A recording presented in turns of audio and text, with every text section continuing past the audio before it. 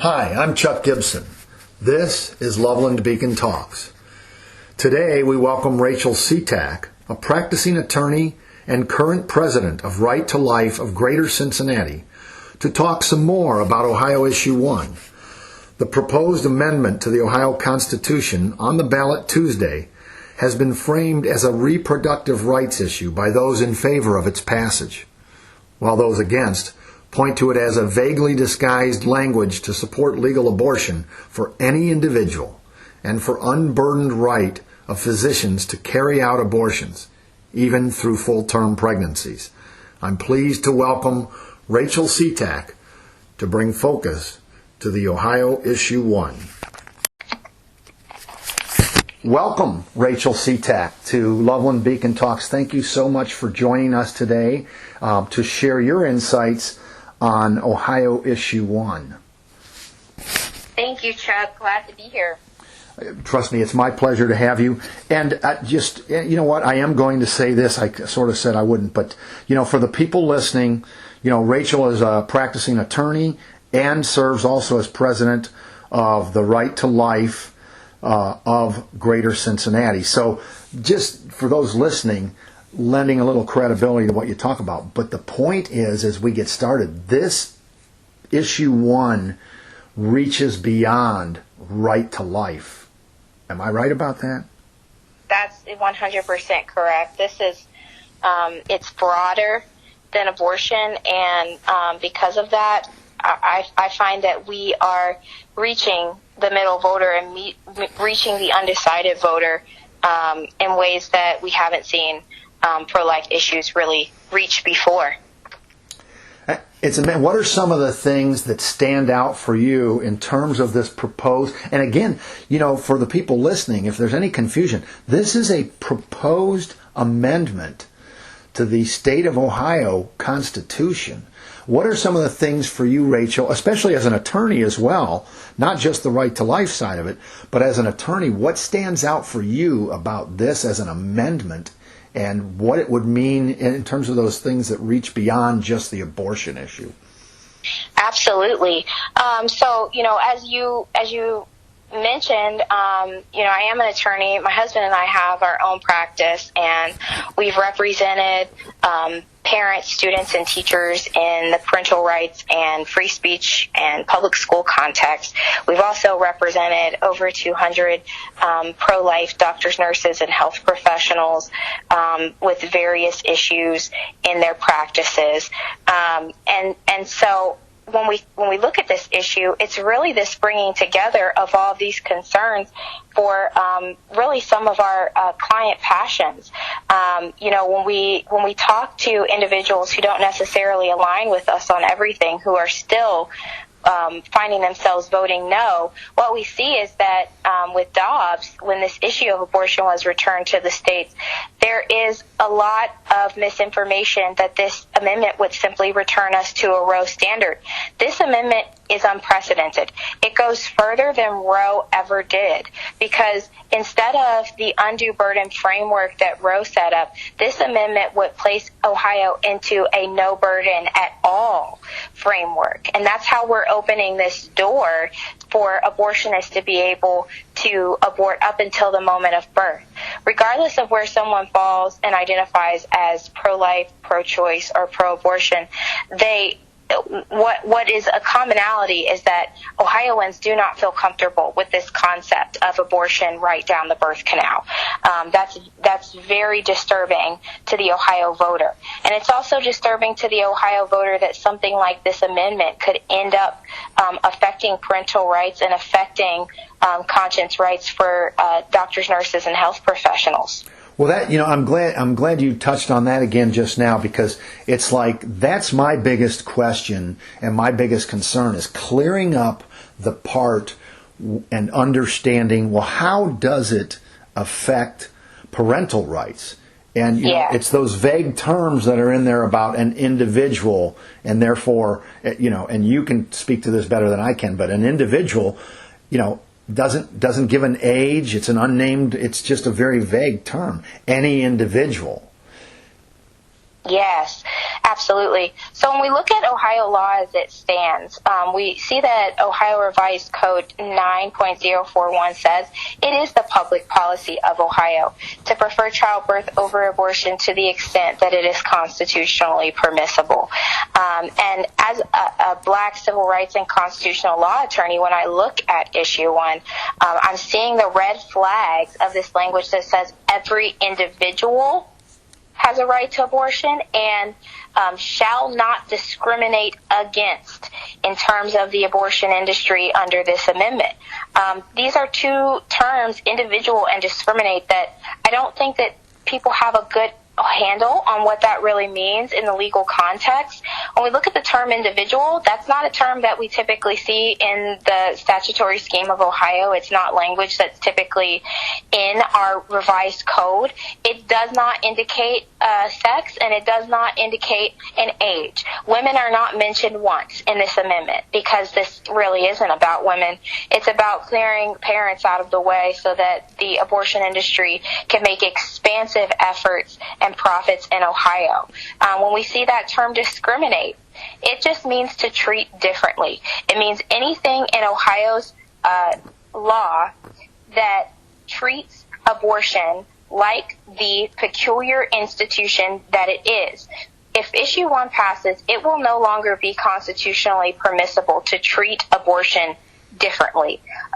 This includes parental rights and parental consent and notification, because that is a burden.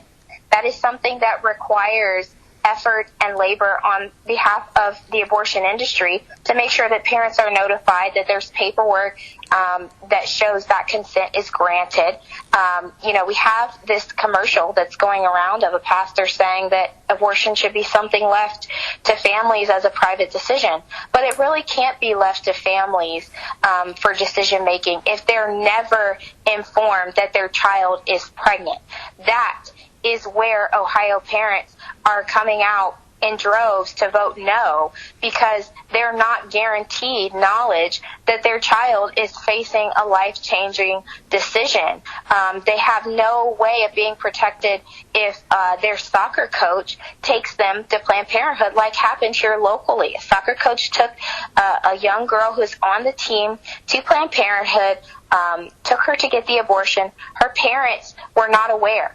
And this is how abusers, pimps, and traffickers will destroy the evidence of the abuse that has taken place. And parents don't want to be left out of that process. Well, that really brings into focus the two things, which is, that vague usage of the term individual, and now all of a sudden you're talking about anybody of any age, boy, girl, or otherwise, has no reason to, there's no law that says, if this passes, there's no law that would say they must inform, parents or legal guardians or whoever is their legal, adult in their life, and that would absolutely limit parental rights. Then the other word, I think, Rachel, that you also just brought very clear into focus, and I really appreciate that because it can be very confusing. Undue burden is like current language. This changes it to no burden. And that takes away, and puts it in the hands of, I love this, another somewhat vague term, the treating physician, which gives people who don't dig into this the idea, well, it's a treating physician. No, they are talking about, in the case of, a pregnancy, they're talking about a potential abortionist, not a treating physician.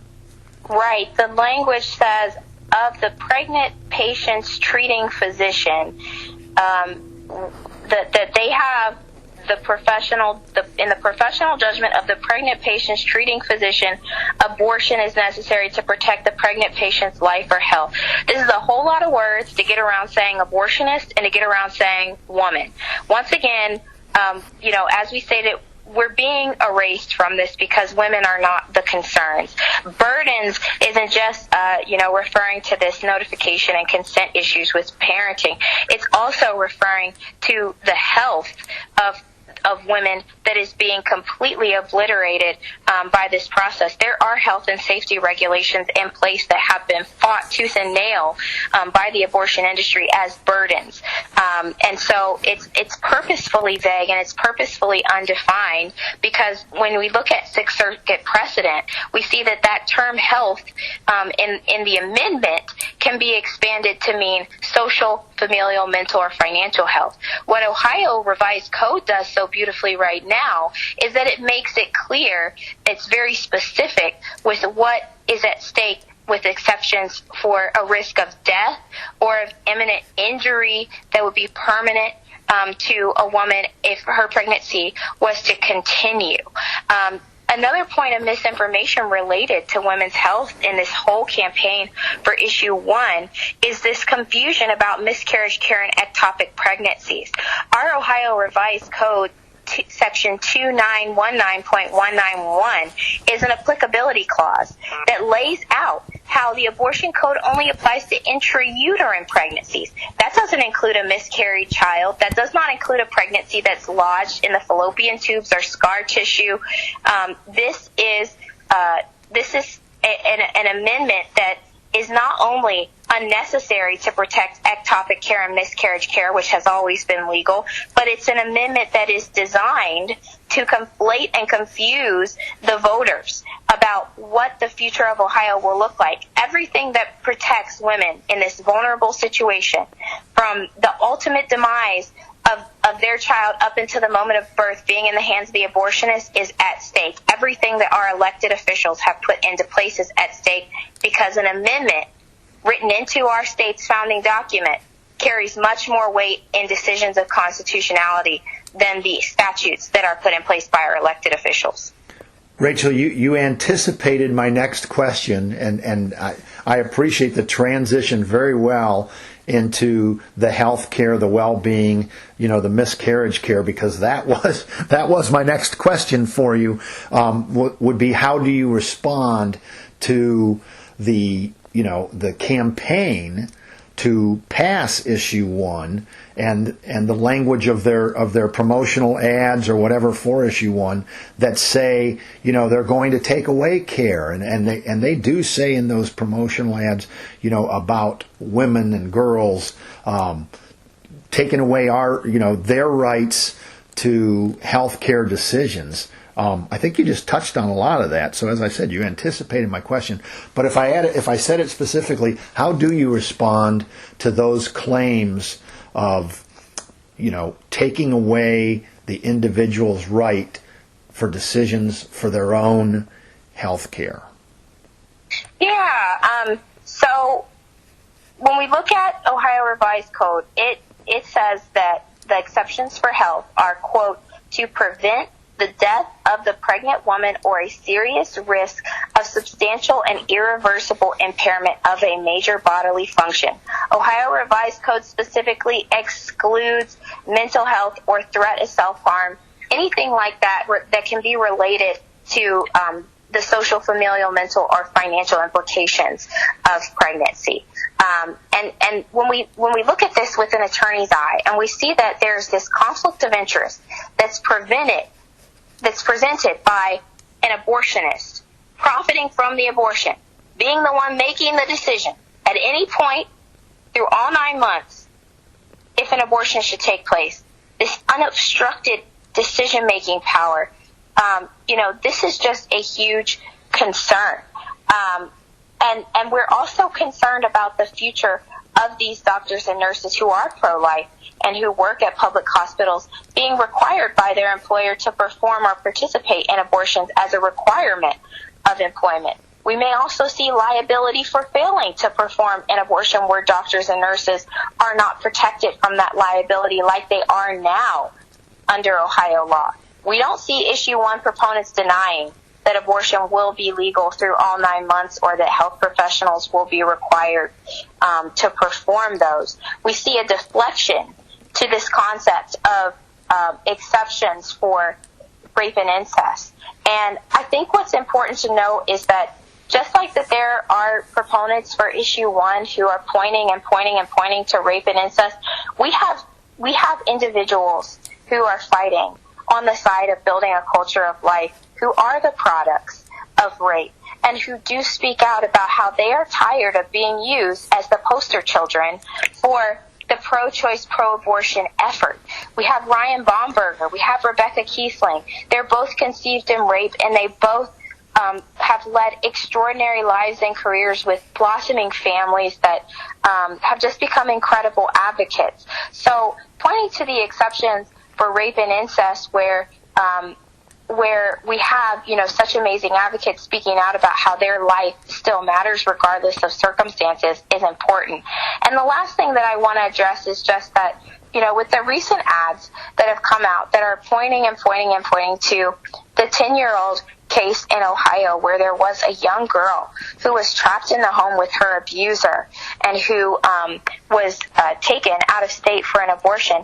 We have had the very Attorney General of Ohio stating that she would not have had to leave Ohio in order to get care. And we've also know that with issue 1 in place, it wouldn't be parents that would be leading the choices in care for their child. If the abortionist and the abortion provider never had to inform or get consent from the parents that their child was pregnant, it would be the abuser who would be driving the decision making and the payment for those kinds of decisions made for the abused minor. So it's important that we keep in mind that there is this very important interplay between parental rights and abuse, coercion, and the abortion industry profiting. That is a powerful statement. And Rachel, again, I am so glad that you addressed that current commercial that's running or promotional campaign ad that addresses, or speaks to the 10-year-old. Because in my mind, every time I see that, I said, is that even true?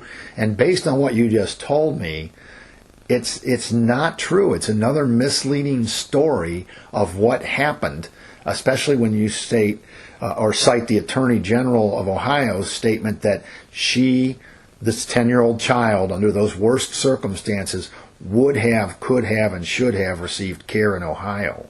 It did not have to cross state lines into Indiana. Absolutely. Yeah. And another, commercial that has been out that is misleading as well, that I actually spoke to the Washington Examiner about, was the commercial with Beth and Kyle that are an Ohio couple that discussed their experience of a pregnancy and having a child that was detected with having a fetal anomaly in the womb. She was not going to survive in the estimation of their physicians. And so what this commercial implies is that because of the heartbeat law in Ohio, which it just says because Ohio law is broken, this couple had to go out of state to get care. That's incorrect. The reason why this commercial is misleading is that it does not point out that the Beth was actually an Ohio employee. And right now, as it stands, Ohio law protects taxpayer money from going to abortions that are non-therapeutic. We will pay for our employees in Ohio to get abortions that are related to prevent the death of the pregnant woman or a serious risk of substantial and irreversible impairment of a major bodily function, or even rape and incest, I believe. But where we're not going to require taxpayer money to go to are situations where it is a non-therapeutic abortion where the baby truly can be carried to the extent of its life or be born and, be cared for until it's no longer able to live anymore. That wasn't the options that this couple wanted to go with. They wanted to have an abortion before then, and Ohio taxpayers should not have to pay for an abortion that is not related to that risk of death of the pregnant woman or substantial risk of substantial and irreversible impairment of a major bodily function. There are a lot of other provisions in Ohio Revised Code that would be at risk if Issue 1 passes that protect taxpayer money, local, statewide, and federal.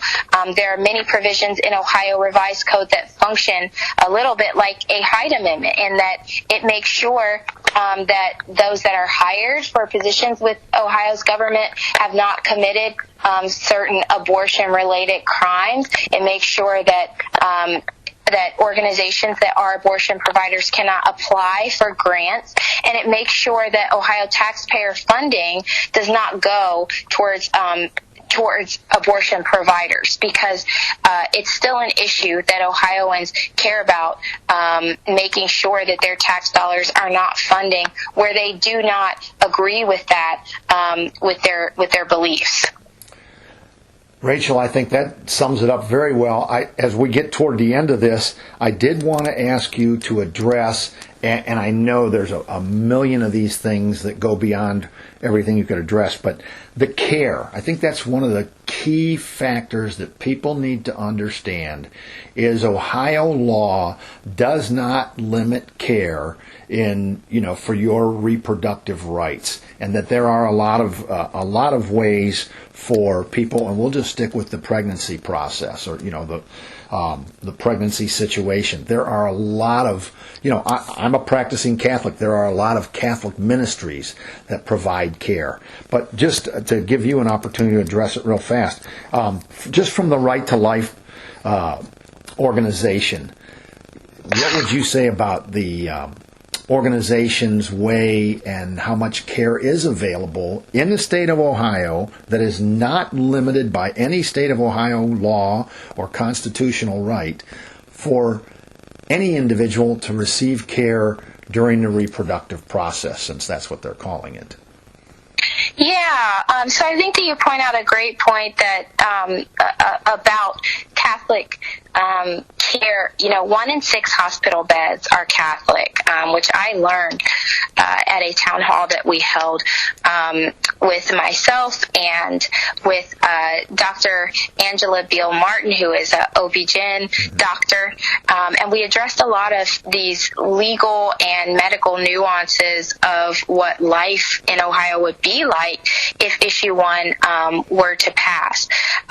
One point that I want to point out is that it's very traumatic and unfortunate for women to go through the experience of miscarriage, of a molar pregnancy, an inevitable or silent miscarriage, an incomplete miscarriage, a spontaneous miscarriage.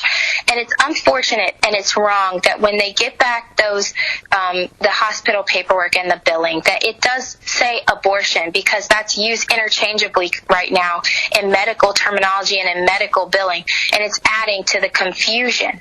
But the reality is that those are very different from the legal and political context of abortion, where Ohio law specifically defines non-therapeutic elective abortions. And we've talked about how the applicability statute really outlines how much of our law only applies to intrauterine pregnancies. Ectopic care is still available. Pregnancies that are lodged in the fallopian tubes or scar tissue is still available. Miscarriage care is still available. It's always been legal, and that is not in danger of going anywhere. When we have women that are suffering from infection, preeclampsia, or going septic, the induction of labor to empty the infected uterus, that is not abortion.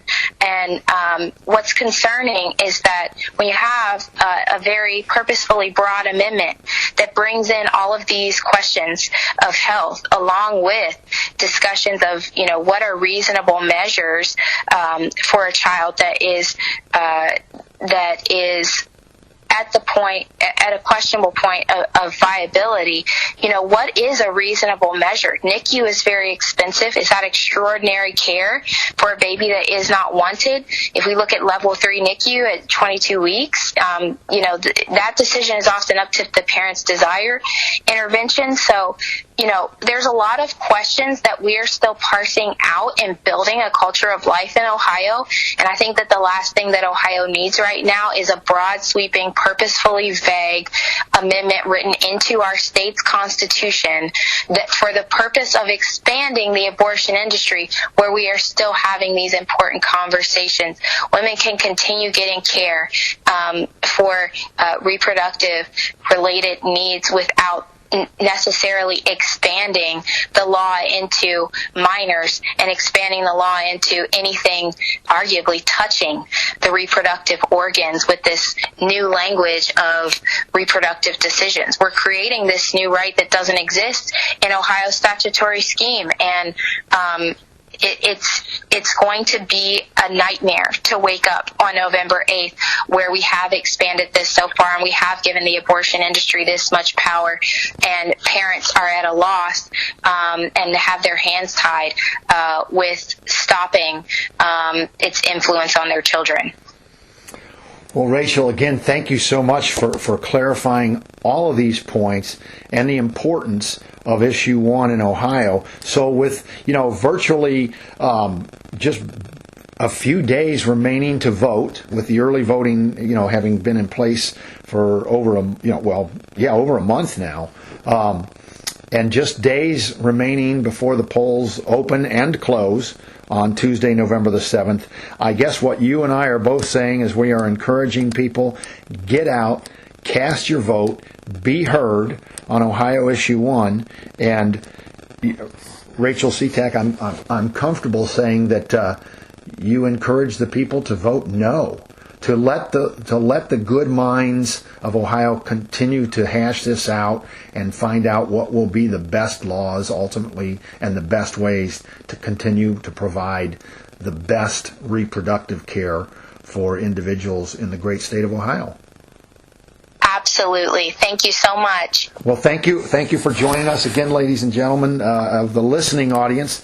That was Rachel Citak. And Rachel, it was a pleasure to have you. I hope we can talk again after November 7th about what's yet to come, and hopefully it'll be good news regarding the reproductive rights for people here in Ohio.